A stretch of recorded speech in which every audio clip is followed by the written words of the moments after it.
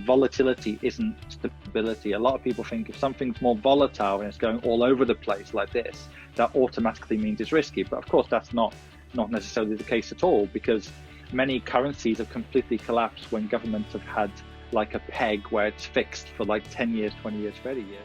Adam Fayed is the director of International AMG, a global asset management entity with clients in more than 100 countries. He began his financial journey after traveling around the world and realizing the magic of compound interest.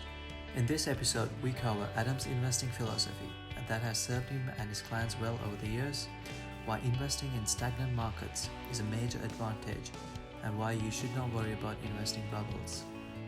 Diversifying your portfolio effectively to catch global trends, how essential is portfolio rebalancing, controlling emotions to achieve success in the financial markets. I highly recommend reading his blog and Quora answers to learn from his years of experience in helping others achieve their financial goals. If you have any questions or queries, contact him as he's always happy to help out.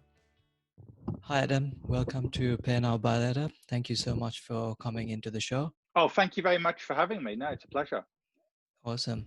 So I first found you on Quora. You answer pretty consistent. What made you write on Quora? Well, actually, it was not really a plan. So basically, like most people, I signed up, as you often do, just from like, I think it might have even been a Facebook profile, whatever. I can't even remember signing up, but you know how they often send you emails, these kind of social media platforms, they make it very easy for you to sign up if you're on Facebook or another social media channel. So I think I signed up years ago, and I did become familiar with it because obviously when you Google things, Quora is like, top, close to the top sometimes. So I started as a reader, but not an avid reader. But then for some reason I got into it. But then I also started to answer some questions on living overseas. I think my first answers weren't about investing. There are things that kind of popped up. And then one thing led to another. I started answering more and more questions. So it came organically, really. Then I realized there were people who, wanted to become my clients from Quora. It wasn't ever a plan. Things happened organically.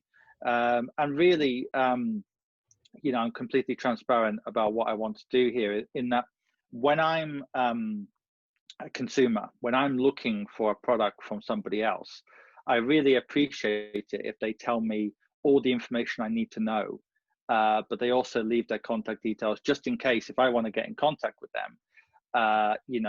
That's how I can do it. So let's say if I'm looking for legal service and I read an answer on Quora and it gives a fantastic answer, and at the bottom it just says how you can contact them. That's far better than somebody who's just given a one-liner trying to sell their products or services, or by the opposite extreme, being too passive. And they give a great answer. You think, wow, I'd really want to talk to this person, but how do I actually contact them? So I give all the information that people want. They don't need to contact me, but if they want to, if they feel like I can help in the implementation phase, then I'm here. So a great example is when it comes to investing, anyone who feels they can DIY invest, they can get all the answers for free from my Quora answers and beyond. I don't say, oh, if you want to find out the last piece of the jigsaw, you have to, subscribe to my paid course. But by the same token, those people who feel like they need help in that implementation phase, they know how to contact me. So I want to help people, and also I want to help people who can't afford the services right now. So I get so many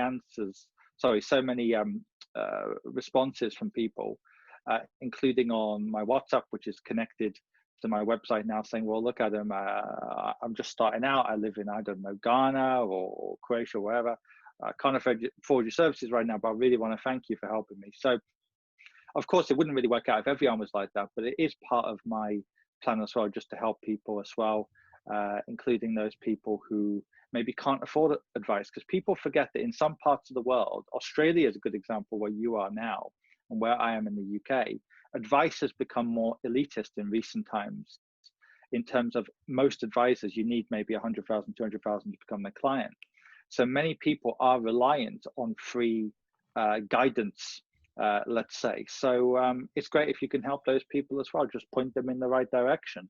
And it also feels, good to help people solve their problems really as well. Yeah, that's amazing. So how did you get started with your investing and financial journey? Like at which age did you start and what got you here? What was the process like? Well, I've always wanted to be independent as much as possible, right? So I don't know if we can all remember back to our times when we were a teenager or whatever.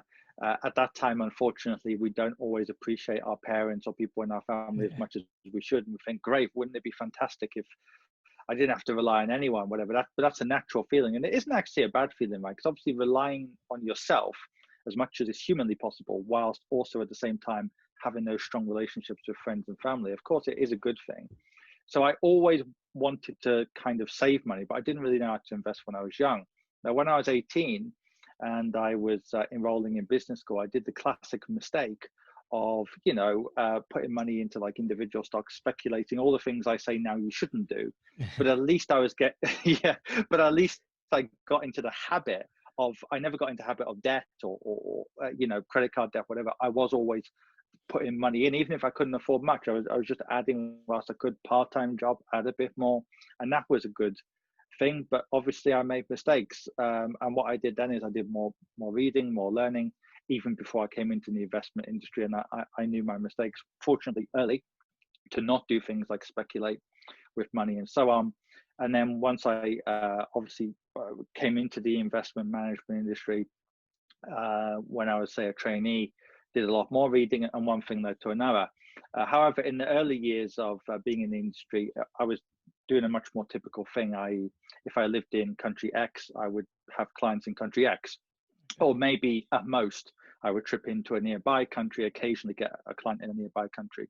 It was only 2 or 3 years ago that I started doing things remotely and globally, because I realized even before coronavirus, we're going towards a completely different world in terms of the internet's been around now for what, 25, 30 years, but even 15 years ago, many people in many countries still had those awful dial-up connections, which took so long to actually, get things Yeah. done. It almost feels like when you talk to people who are 18, 20 now, they almost look at people who talk about that like they're dinosaurs, but it really is the case where you have to wait. You could almost have a 3-course meal, come back, and the internet still wasn't perfect. So, Yeah.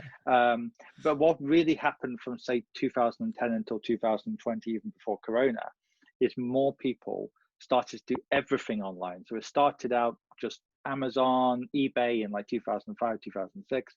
Then people started to go up the ladder of trust a little bit to maybe buying insurance online.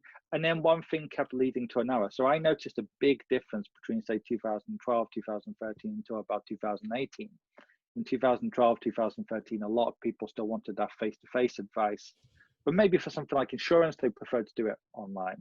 But then gradually, as the decade went on, the 2010s, people suddenly wanted to do everything online, whether that's hiring people online, sometimes freelancer.com, upwork.com, whatever, doing their finances online, doing their legal work online, because people are more reassured by the general community's reviews of people, Yeah. as opposed to just meeting somebody for coffee and thinking, I like this person.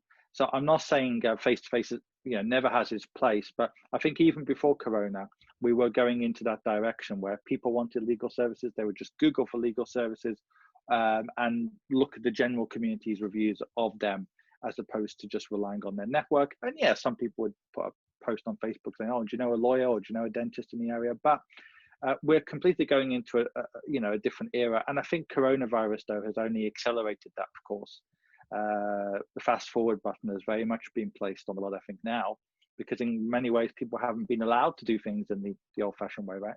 All around the world, pretty much. Yeah.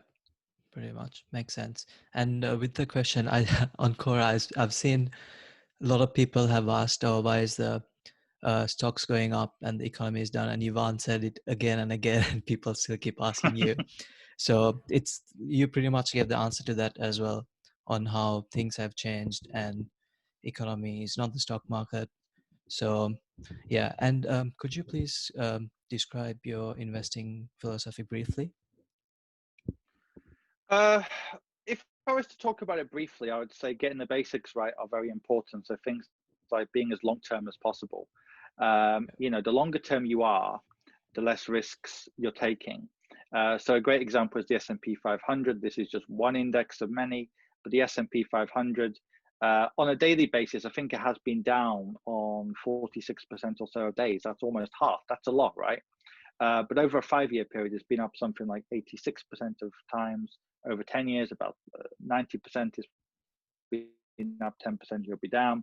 Over 20 years, it's never been down, at least adjusted for inflation. So you can see the longer term you are, the less risk you're going to take. By the same token, though, especially as you get older, having some government bonds in your portfolio makes sense. But I don't think over diversification works in the world we live in today. So yes, you do want to have more money in government bonds as you age, but volatility isn't stability. A lot of people think if something's more volatile and it's going all over the place like this, that automatically means it's risky. But of course, that's not necessarily the case at all, because many currencies have completely collapsed when governments have had like a peg where it's fixed for like 10 years, 20 years, 30 years, no volatility because government hasn't allowed it. By the same token, I mean, just look at the markets last 30 years. The NASDAQ has been the best performing index, but it's been even more volatile than the Dow Jones and S&P. That doesn't mean you should just put all your assets in the NASDAQ. It's not as diversified as the S&P, but it does show a point that stability, being safe and volatility aren't always the same thing. But yes, you shouldn't put all your eggs in one basket. Also, as best as you can, I do think it makes sense to, go into indices as much as possible. Yes, people always have their speculation bone in their body, let's say. So if somebody wants to do 10% in individual stocks that they really like and 90% index, it's not really going to make a huge, it's not a huge deal, let's say, because even the worst of the worst happens and one of those stocks goes down and you have 30 stocks in that 10%, it's not the end of the world. But I think a good investor actually controlling your emotions is much more key than actually just knowledge. So a lot of people, when they buy even individual stocks or try to time the market, there's a lot of research which shows that they're more emotional. So a great example is if you live closer to an Amazon warehouse, you're more like Amazon. Likewise, people are more likely to buy stocks for the company they work in, even though rationally speaking, you shouldn't kind of double your risk, right? Because if you lose your job and your shares, then you're screwed pretty much. So trying to control emotions, I think, is key. Absolutely key. And it's easier said than done because people forget this. It sounds like you're insulting someone if you say you're irrational, but human nature is more emotional than rational. Me too, right? You have to put checks and balances on that. But we all have the same basic human nature, and we're all more likely to be emotional than rational. So even like world-class PhD theses students and even people who have won Nobel Prizes for portfolio theory have sometimes admitted that they didn't follow their own advice because they just couldn't deal with the volatility. For example, they know it's irrational, but they just couldn't help themselves. So I think controlling emotions is very much part of my investment philosophy. There are ways you can do that, but I think that's often forgotten, that behavioral finance. There's been a lot of books that have been read about it. One is called The Behavior Gap, why people, I think the subtitle is Why People Do Dumb Things with Their Money or something. And it looks at basically why even unemotional people in normal life do bad things with their money. But it's a bit like asking why they're fat doctors, for example, right? Just following your own advice is always going to be easier said than done. So controlling emotion and any kind of strategies for controlling emotion, I think is exceptionally important, and it gets overlooked as well. Yeah. While we're on emotions with regards to investing, so emotions are usually subjective and it's different from each person. So do you use any method to keep it as objective as possible when investing in the stock market? Or do you go by with your experience and just the sentiment at the current sentiment? It's a good question. I think the huge emotions, though, are more likely to be the same all around the world and across generations. So very severe panic or fear, and also extreme greed.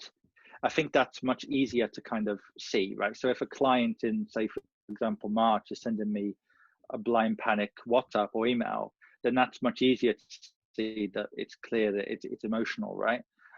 So I think, first of all, we have to make a distinction between the smaller emotions, subtle things, and the very obvious things. So some emotions are very clearly, obviously, either fear or greed. But for some of the more subtle emotions, I think familiarity is a big one. So we're all more reassured by what's familiar, what's normal, but that causes a lot of problems.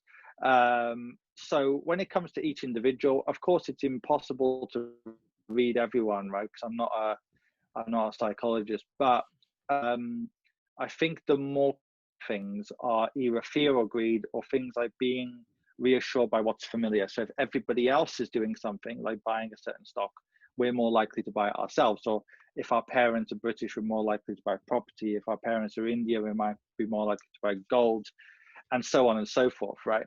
So being reassured by what's normal or what's familiar, people do it subconsciously. It's not like people always consciously think, oh, well, I'm buying property because everyone else in my country does the same thing. Well, I'm buying gold because I'm Indian. People don't always think, deeply about it. So often it's subconscious. But once you've been doing what I've been doing for a long time, you can kind of notice some commonalities. And you can kind of just keep people calm as well. I think the real destructive emotions, though, I think fear and greed are the two most destructive emotions, because they're the most likely to cause you to do stupid things with your money, right? Because if you sell at the very worst time, for example, like in 2008, 2009, that could cost you what? It could mean you can't retire in some cases. It means you might have to work until you're dead, right? It's very severe. And I think those very severe emotions are the issue. But I think the key thing also is if somebody acts on them or not. We all have emotions, but the bottom line is if you don't act on that, if you feel fearful but you decide not to sell, it doesn't really matter. It's if you act on those emotions, right? So recognizing that an emotion is actually what it is, just an emotional reaction, I think is also quite important to stop you doing those negative things with your money. Yeah, 100%. And you said you help out a lot of new investors as well. So with regards to new investors, what would be their top financial priorities in a post-COVID world? And if they're just starting out now, what would be their top financial priorities? It depends on where people are in their time of life, right? There are some people who are looking for example, an income from an investment pot. But realistically, there's a lot of misleading information online. You can't realistically earn enough money to live off an $1,000 investment, or even a $30,000 investment. So some people, they think they want income to actually live off, but you can't realistically do that off an investment pot, which is it's small. You have to build it up first. So a lot of people are looking for economic security, but a lot of people also, it's more for the long term, just building up every month until they have that kind of pot of money when they retire and so on.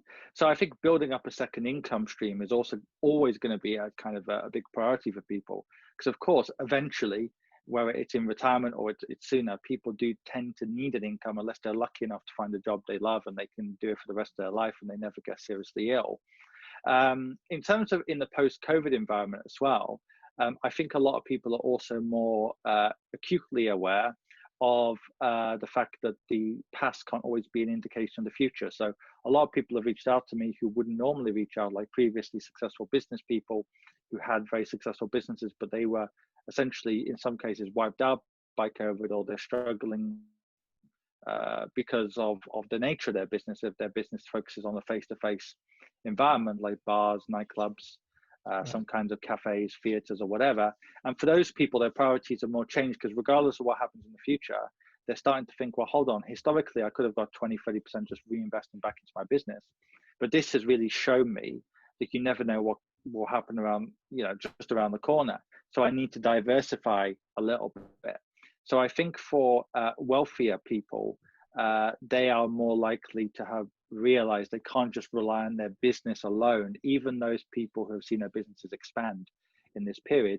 And finally, I think for some people who are like young and just getting started, they've read things online and very sensibly they know about compounding interest and whatever. And for a lot of them, I think they just want to get started. And that's actually quite wise, because I think there's a quote, I can't remember who said it, but he said like 80% of success in life is just showing up or something like that. And it sounds obvious, but just taking that first step and saying, right, I'm going to automate my savings or investments every month, a tiny bit's going to go for my salary. Just get the process started after graduation. I think that's also becoming a priority for people, because we are looking at a more economic uncertain future. Even if I think long-term global GDP will always rise over any kind of long period of time, but nevertheless, we're going into a world which is much more uncertain, but also much more exciting when it comes to some of the technologies which are just around the corner. But I don't think people are thinking like they did before. Oh, I work for IBM, I work for GE, so I can just stay here until retirement. I'll be great. I think less people in those traditional jobs are kind of feeling secure. So I think that's changing the world a little bit as well. Yeah, absolutely. And with the current stock market, the tech stocks, as you know, the FANG stocks and all the speculative hypergrowth stocks have been making all-time highs, and they're growing at an almost unsustainable rate, and on the back of new investors and stimulus. So with the next decade, so at the end of 2020, so 2020 to 2030, do you reckon there'll be subpar returns because they've gone up too high, or should people just keep investing in growth and the Nasdaq? Well, first of all, I mean, the first obvious thing to say is I don't know for sure, right? And nobody does know, right? No one has a crystal ball. What I would say though is, if you look at the markets around the world, they are fairly priced, I would say right now, in terms of, if you look at all the markets apart from the Nasdaq, they are still all below their all-time lows. So for example, even the Dow Jones and the S&P 500, even though they're up for the year, they're still a bit lower than they were in February time. So for example, the Dow Jones, it hit over 29,000. Now it's at about 27,000. So it's still about 8% or so lower than it was, 7-8%. And many markets are well below their lows. Look at the UK market, right? It was a 7,700. The FTSE, it's now at about 6,000. It has a great dividend yield, right? It's 4.3%. So if you look globally, there's plenty of undervalued opportunities out there. Now, when it comes to tech, I think we have to make a distinction between individual stocks and the whole market. So you're right that the whole market, on the surface, it does look more of a value compared to the Dow or the S&P. However, investors are probably factoring in that we are moving to a fundamentally different world. Maybe a fourth industrial revolution involving tech. So I would make a distinction between the general market and individual players. So when it comes to individual players, you're saying speculative bets, I would keep away from them. I was reading, there's been one or two stocks that have been up about 1,000%. Some people haven't even heard of them. Just they've gotten, they're not making money in some cases, right? They've just gotten financings. I was reading about one which got financing from a Singaporean company.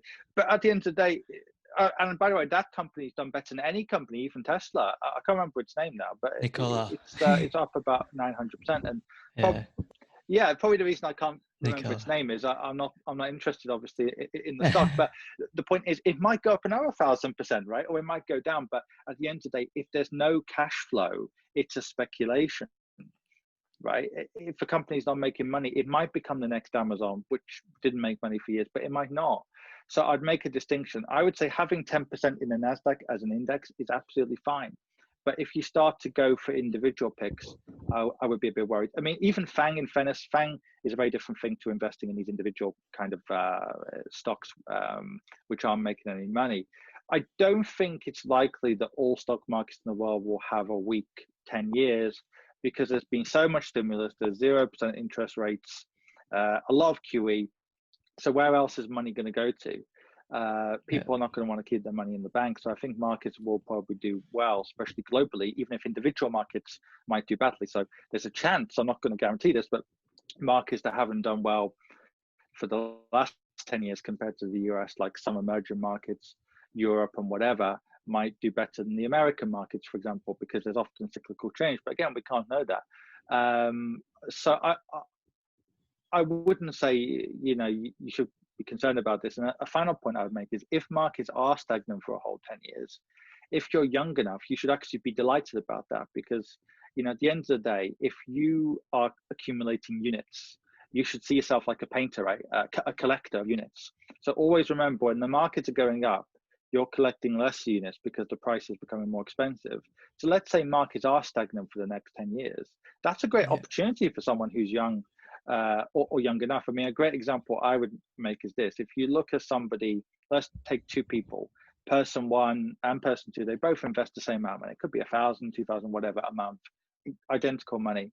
Person A gets, let's say 15% for the first 10, let's say 15 years, and then from year 16 to 30 gets 2%. Then you've got person B who gets 0% for 15 years, but then gets 13% for the second half from year 16 to 30. Actually, person two would end up with more money because person A is getting the high returns during the early years of the account when the account's worth less.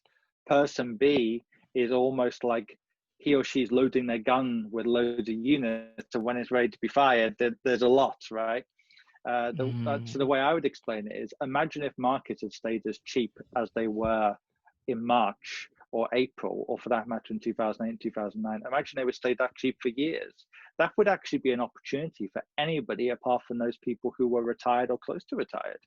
So I wouldn't worry at all about this notion of markets being stagnant for 10 years, because even if they are, it's a good opportunity for anyone who's young. But someone who's old, they should be in bonds anyway. They should have at least some bonds anyway. So, but my money would say that globally, at least, I don't think markets will be stagnant for 10 years, but nobody knows really.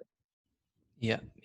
And today I was just playing around with charts and came across a pretty observation. So Nasdaq from the Feb highs, and now it's just 15% away, like 50% over. So my question was, are we using tech 15% more? And obviously the answer is yes. So that's how I built my bullish case as well. Yeah, I mean, that's the thing, right? I mean, in the long term, I don't think in 30 years' time, right, we're obviously not going to be using less tech than now. Surely, no one can see the future. But you would think that unless there's something incredible that happens, because we've been moving in this direction for years, I think where people are more likely to get their fingers burned is in individual stocks, or they panic if there's a huge market fall. So it wouldn't surprise me, for example, if the NASDAQ was to fall 30, 40, 50% this year, next year, or any year in the next 10 years. It really wouldn't surprise me if there's a fall. But again, for a long-term investor, that doesn't matter, because if you look at the NASDAQ last 30 years, it actually took about 16 years for the NASDAQ to hit its 2000 high. I think it wasn't until about 2015 or 2016 that it recovered its highs from 2000, but now it's much higher. So again, that shows you that you shouldn't worry about a period of stagnation. But what many people do is they panic, right? Like they got into the NASDAQ in the 90s, they sold when it was unfashionable, they kind of got back in maybe a few years ago. So as long as somebody's willing to kind of play the long game, frankly, it doesn't really matter if the NASDAQ falls by 50% or is stagnant for 5 or 10 years. So a portion in the NASDAQ is fine. I wouldn't say people should have the whole lot of their portfolio, of course, in the NASDAQ, even though it isn't completely technology focused. That's a bit of a misconception. It isn't quite as diversified, of course, as something like the S&P 500, MSCI World, and so on. So it's fine to have the NASDAQ as one component, but I do suspect that some people are really going to get their fingers burned for some of the individual picks which they're making. Yeah, 100%. So, and as a specialist in expat investing as well, and you've traveled quite a lot, what emerging markets do you see as potentially undervalued and could have more opportunity for investors going forward? Well, it's interesting because you know what you're saying earlier about the stock market and the economy not always being linked. One of the key mistakes people have made in the past is assuming that investing in China or Southeast Asia will be profitable because the economy is going up. That hasn't been the case. So the Shanghai composite was a 6,000 in 2006, and it went down to like under 2,000. Now it's a 3,300, 3,400. So that's a great example that you should rely on economic growth to produce figures about the stock market. I would say that emerging markets in general have had a weak 10-year period, so they might well be undervalued now. So this year, many people forget that, for example, the Chinese stock market has actually had a good year after many years of performing very badly, as an example. So I would say China actually still looks relatively cheap, but there's a lot of risks associated with the Chinese market, because in China, most of the players, not so much in Hong Kong, but the Shanghai composite, are individual investors. And those individual investors are very prone to what we talked about before, more emotional picks. So if you look at the Shanghai stock market over any period of time, it's much more volatile. And there's nothing wrong with volatility when it comes to US stock markets. But what tends to happen in China is when sentiment goes against the market or for the market, it becomes quite extreme. So in 2015, the Shanghai stock market went from about 3,000 or less than 3,000 to well over 5,000, almost doubled in a period of like 6 to 9 months, because there was like a mania that was going on. And then one thing led to another, there was a big crash. And then of course you've got the whole thing with China and the US and whatever. So China looks a bit undervalued on a P to E ratio, but it's got a lot more risks. The UK, obviously not an emerging market, but UK looks undervalued as well, the FTSE. But again, there are risks there, because the Vanguard founder, Jack Bogle, he made a very good point, and he said markets aren't always rational, but they're also not stupid. So if a market looks very undervalued, then there's a reason for that. And if it was so easy to say beat the S&P 500, people could essentially just market hop and always go to China this year because the PTE price to earnings ratios are lower, they look undervalued, then go to Colombia, then go to UK, then back to US. It isn't always that easy, but I would say that emerging markets, if you buy it as a basket, like MSCI emerging markets, it has been trailing now for about 10 years. So probably the simplest and easiest way of getting access to undervalued opportunities would be to buy an index like that, because pretty much all of those stock markets have trailed the US over the last 10 or 15 years. There are a few others as well, which look a bit undervalued. But again, there's always issues there, right? There's always a reason they're undervalued, at least, in the short term. So Latin America would be another example. It's performed very poorly recently, or at least relatively to the US. But there's always reasons for that. So I would say just holding a broad MSCI emerging markets is fine. And if you have access to MSCI World, you will get access to those emerging market opportunities. And MSCI World has done much worse than say the US market in the last 5 years as well. So you could become even more diversified. So it really depends how much risk you want to take. I personally think that on a risk to return ratio, the UK stock market, not the FTSE 250, the 250 biggest companies, which has done quite well over the last 15 years, but the FTSE 100, the main index, just the 100 biggest UK firms. I think on a risk return ratio is probably the cheapest in the world now, because obviously the UK stock market, just like Australia, US and a few others, has had a long-term record of going up over, say, a 30, 40, 50-year period for a long time now. I mean, the UK has had markets for a couple of 100 years. It's got a really good dividend yield, 4.3%. So that means that even if the market is stagnant for 10 years, in a worst case scenario, you're getting 4.3% per year. And it's quite undervalued, and it's also quite international, because UK firms, just like US firms, are internationally diversified. So actually, if you wanted a punt with 10% of your portfolio on the most undervalued index, at least related to risk, I actually think the UK is probably the most undervalued right now. Obviously, there's reasons for that, right? Markets aren't stupid. There's a lot of things going on, Brexit and God knows what else, but UK looks quite undervalued at the moment. Right. And you mentioned about portfolio rebalancing before. Just wanted to ask, for the average investor who's just starting off or who's been investing for, say, 3 to 5 years, is it still important, or is rebalancing important only when you have a high portfolio? It's an interesting question. I would actually say, if you're a long way away from retirement, it doesn't matter anywhere near as much, because Vanguard have done various studies, and what they found is if you're in a 100% stock market portfolio over the long term, you are going to beat an 80-20 portfolio.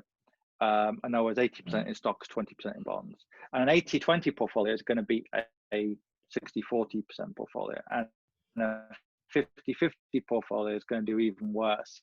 Right. However, because bonds perform well during periods like 2008 and 9, and in March, it evens out the volatility. And also, if a very extreme period happens, like the Great Depression, of course, it reduces risks in retirement.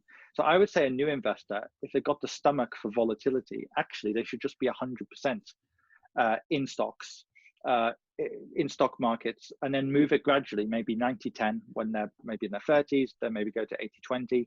So they don't really need to focus that much on rebalancing when they're just starting out. And besides, there's no way you can rebalance when you're just starting out. You could just add money to that component of your portfolio. Yeah. But if you start out as a young investor, you've got 3 indexes, for example. One's doing incredibly, let's say the NASDAQ now. One's doing poorly, like the UK. With the next top up, you could just put it into the UK and, you know, even out anyway. But the good thing about rebalancing is it does force you to remember that if one aspect of your portfolio is doing well, that's not always a good thing, right? And it does also stop you getting into like speculative bubble. So let's say you're worried that, I don't know, the NASDAQ has become a bubble relative to the UK market. If you rebalance, then in a way you're taking some risk off the table. So it is a good tool, but as you're saying though, if you're young and you're just starting out, you've got decades to retirement, it doesn't actually make a huge difference. And I don't think it's something that people necessarily need to do, but only if they can prepare themselves for the kind of volatility that's going to come in the markets. If somebody isn't willing to take volatility because they're scared about it and they know that they can't deal with it, then in which case rebalancing can work. So online, there's been a lot of what in the Ray Dalio's all Wara portfolio, even though it's done relatively poorly compared to say the S&P 500 or even 10% in bonds, 90% in the S&P 500. But I think the reason for that is people have seen the headlines that it's only been down 3 or 4 times in the last 40 years. So for people who don't like the idea of huge volatile swings, they could start out with a diversified portfolio and rebalance. Yeah. But just looking at this rationally, it's better to have 2 stages to the process. Stage 1 is accumulation. You don't give a damn about the volatility. You just invest and invest and invest. Stage 2, you focus as you get into middle age or whatever on rebalancing. That's what I would say. Yeah, awesome. And in your opinion, what are a few very underrated investment strategies that people can potentially use? Mm-hmm. One, I think, is being 100% in stocks when you're young. A lot of people, they believe in this kind of diversification thing.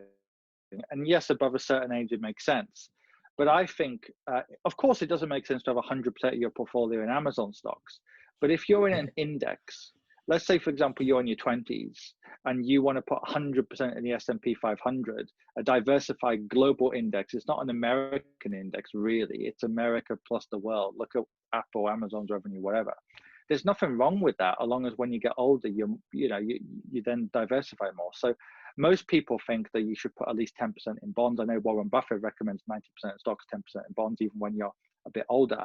But I think going completely 100% in stock indexes, when you're young at least, is a great strategy, as long as you realize you're investing for the long term and you're going to change that over time. That's one thing I think is very underrated.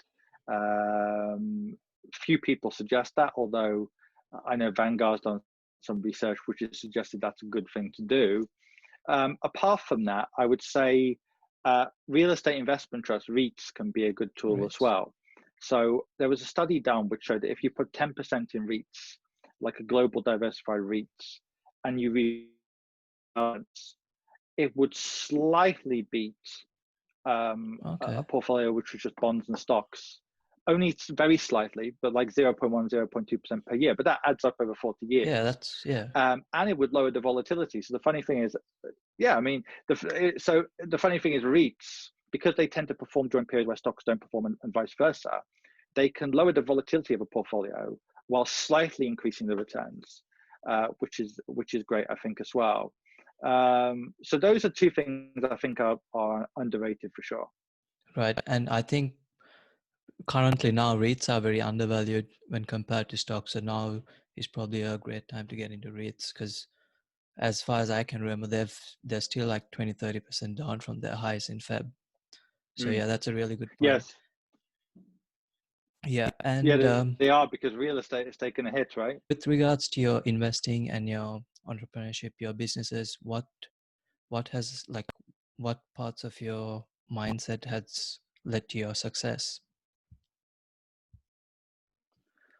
I think not blindly following what's normal is a key thing. So it's human nature, and including my nature, I'm sure, at least one part of my nature. Uh, it's something which is very human. You kind of follow what other people do, right? So, 500 years ago, 1,000 years ago, almost everyone's values might seem kind of barbaric in the Yeah, year 2020, as an example, like social values, whatever. I'm sure the way our ancestors were living 1,000 years ago would have seemed barbaric. It doesn't mean they were bad people, right? They were just following what was normal at the time. And obviously that's an extreme example, but even when it comes to investing, business, whatever, people are very, attracted to what's normal. But the problem is, if you just focus on what's normal, you're not going to overachieve unless it's in very limited circumstances. What I mean by that is, obviously, if there's a huge boom, if you were living in China when it was growing by 15%, you could have made money even just following a normal strategy, right? If a market or a country or a region is growing like crazy, then yes, you can make money just following what everybody else is doing. If the tides, the boats, raising all the tides. But in general, normal actions and behavior lead to normal results. They don't lead to extraordinary results. And if you want extraordinary results, you have to break a few norms. That doesn't mean you blindly say, okay, this is normal, so I'm going to do the opposite. Because if it was that easy, then everyone would do it. no, And there are certain yeah, things that are normal that make sense. For example, if you're in business, it's stupid not to ask for client referrals. It takes you 2 minutes, especially if you're on WhatsApp or these apps now. It takes a few seconds to ask someone for a referral. So why not do it? It's normal, but it's rational. But there's a lot of other things which are completely abnormal, which work. I mean, a great example is you talked to me on this video at the start about Quora, and you were mentioning how, I've been on Quora for a few years now, and it was abnormal. Well, it still is, but I guess a couple of years ago, it was very abnormal for somebody, for example, to get clients from Quora. So it's more successful by definition than if everyone's trying to do it. And yeah. the same thing in general, if you look at something like LinkedIn, I know a guy who's absolutely killing it on LinkedIn 10 years ago. Now he says it's much more difficult. Why? Because I Mm, think he's not a recruiter. He's like a business. He does like business incorporation. He starts companies for people. And he was saying 10 years ago, when it was very socially unacceptable, LinkedIn was like a CV kind of portal. It wasn't real social media. yeah, Some people would be really offended by a message on LinkedIn. Some people would say to him, "How dare you send me a message? This is not appropriate. This is a job portal." Blocking him and reporting him to LinkedIn's admin or whatever. It wasn't normal. But by the same token, even though some people hated him, well, quite a few people it seems, his success rate though was also relatively good. He was saying he could get 20 or 30% of people would actually agree to a phone call meeting because they weren't getting pitched. Whereas now, everyone's used to getting spammed on LinkedIn. So therefore, hardly anyone gets annoyed with him because it's normal. Why would you get annoyed with him? He's the 10th person, the 15th person, the 20th person, probably in the day who's approached some of these people. However, his success rate has gone down from 20 to 30%, down to I think about 5% because, or wow, even less, because people are used to it now. It's a more, because it's normal, it's more crowded, it's more competitive.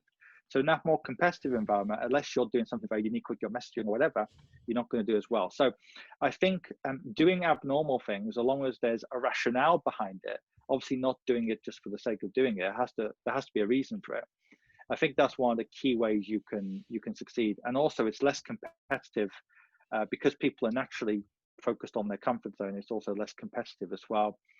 Beyond that, I think playing the numbers game a bit, right? Because if you think about it, if it was so easy to get traction after one or two attempts, everyone would do it.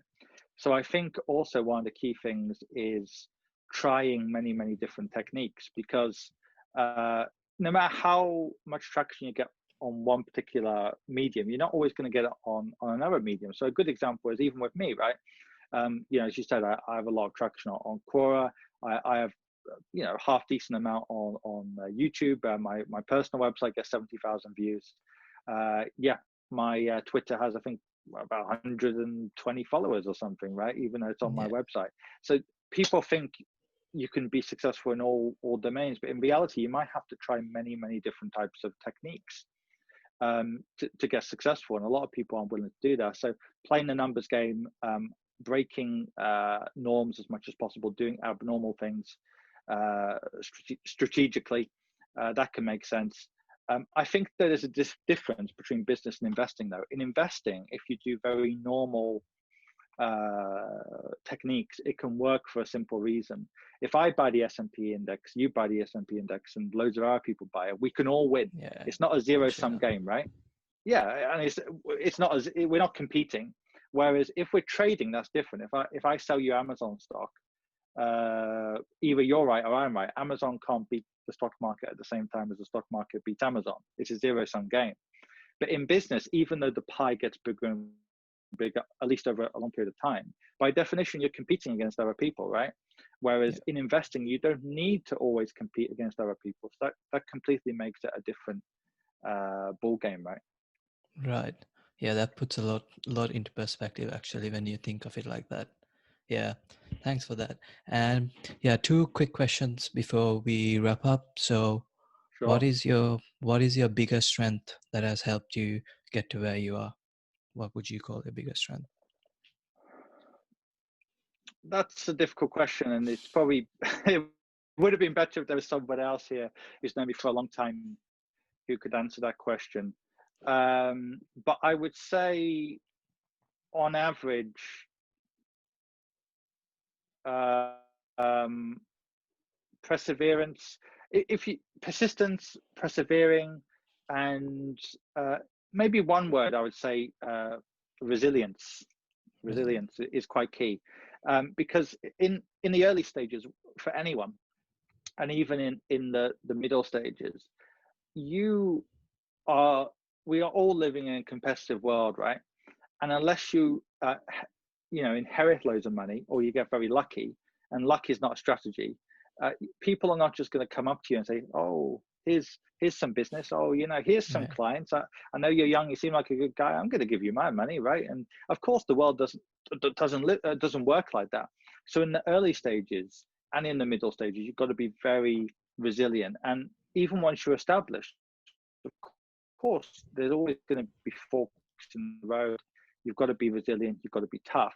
But I think the difference is, once you're established, if you have clients behind you, whether it's clients behind you, credibility, whether it's money, whatever, of course that's a springboard to great things, right? Because if you use it strategically, whether that's client reviews, whether that's money in the company account, whatever it is, you've got a base. Whereas when you're starting out, I think you've got to be very resilient. You've got to be willing to put in a lot of work. Hard work's always good, but especially when you're starting out, and take the big knock. So resilience is key, and kind of within resilience, I'll say perseverance during the worst times, and persistence is really important. If you do all those things, I think it's really key. I think persistence is even more important than patience, actually. Right. Awesome. And the last one. So what is your biggest mistake and what have you learned from it? So it could be a penny stock. Actually, I would say investing was never a biggest mistake, from the point of view that even though I had that short period when I didn't know much, when I was, say, 18 as a college student, I was young. It didn't really matter if I made money or lost money. So as it happens, I made, actually in the first 3 years of investing, I made 100%. I doubled my money. But Nice. I was young and I thought, wow, this is because of my great skill. And I didn't realize then when things went down, it's probably just luck. So that wasn't, it would have been my biggest mistake if I was, I don't know, 65 and I did something like that. But I was young, right? So you can kind of always recover from that. I would say the biggest errors I made, and it's kind of linked to what we talked about before, but I'll kind of divert it to something slightly different, is following industry norms, not doing abnormal things for many years, and making the mistake of assuming that people who were older than me in the industry always knew better. When in reality, what you find is, now don't get me wrong, it's always bad for people who are young who have no experience, zero experience, to go into a company and be arrogant. So the fact that I was open to other people's ideas who are much older than me, of course, that's a good thing, right? If I hired someone now, they're 21, just out of university, I wouldn't expect them, you'd expect them to at least listen to you, or know that you have, more experience than them. But by the same token, I think the mistake I made is, even though at school and university, I was always a bit of a contrarian. I always challenged things, teachers, whatever. I had respect for their knowledge, but I didn't assume what they were saying was always right. And, after being in business schools, I went on a political direction, studied politics for a while, and had some very fierce debates with the lecturers, whatever. So I had respect for them, but also I didn't assume they were always right. And I think in the early stages of my career, I made the mistake of listening too much to people who were older and hadn't adapted. That's the key thing. There's always those people, and there's 10 or 20% of them in my industry, in our industries. They're older, but they always adapt. And those people are worth their weight in gold, because they've got the experience, but they know what works now. And one or two people who have taught me the most in this industry have been those people who have been older, but they've also adapted to the times, and they realize what works now. But I found, looking back, a lot of the advice I got when I was relatively new in the industry was people who had failed to adapt themselves to the new times. So they were telling me things like, you have to meet clients face to face, you have to do business in this way, or you have to do business in that way. And a lot of their advice would have been absolutely fantastic advice in the 90s, or maybe even the early to mid 2000s, but it wasn't applicable for the world then, and especially not the world we're going into. But because people like to be in their comfort zone, it's very difficult to change their perspective. And COVID's been a big shock. So I think some people are now trying to change, even those who previously were skeptical about some of these things. But I think that was my key, one biggest mistake. And just the final one, I know you said one, but I'll give it two if I can. Go for it. One final mistake is also when I've ever been impressionable and cared what people think, that's always a mistake. What I mean by that is that even when I was, a student, whatever, in general, I would always give my opinions. I didn't care too much about everyone. I was respectful to other people's opinions, but I wouldn't necessarily self-censor, or I wouldn't care if my opinions were against somebody else's. It's always a mistake, I think, to try to be somebody who you're not, or even try to censor what you're saying because you're worried about what somebody else might think. So I think that's a key mistake. So whether that's on social media or beyond, I think being who you are, it's fine, because the people who are in tune with you, you're going to get those followers or whatever. Those people who don't like what you're saying, they won't be, but that's fine. If you're in the middle of the road, you get kind of trampled on. Whereas if you try to be all things to all people, you actually don't get as much traction in some ways. So I would say never care too much about what other people are thinking, or about you, because deep down, actually, no one really cares anyway. So I think those things are certainly mistakes I've made in the past. Awesome. That's amazing advice. There's a lot to learn from that. And before we close out, is there any final words you want to leave the audience with? No, just thanks for listening. And if you want to follow my work, I think you can find me on various channels, and I think there'll be a link to this below the podcast. Also, I'm always very keen to be in tune with what people want. In other words, if people want me to answer a question, whether it's on YouTube, on Quora, or any other social media, I'm always keen to be in tune with what people are wanting me, what questions or what problems I can answer for people. And I think that's really key, knowing your audience and having some respect for them as well. So if you have any questions for me, more than happy to answer them. Sometimes I've even done videos or questions after people have asked me a very complicated question on email. I said, well, look, I'll just answer it online. So I'm more than happy to answer those kind of questions for people. And people are confused about investing and other things, so I'm more than happy to help out. Awesome. Thank you so much for your time, madam. It was a pleasure to have you. No Hello. problem. Thank you very much. Thank you everyone for listening. I hope you enjoyed it and learned something new from this episode. If you did, make sure you like, comment and subscribe. And if you know anyone who'd benefit from the content we covered today, make sure you share it with them and add some value to their life. Have a blessed day and take care.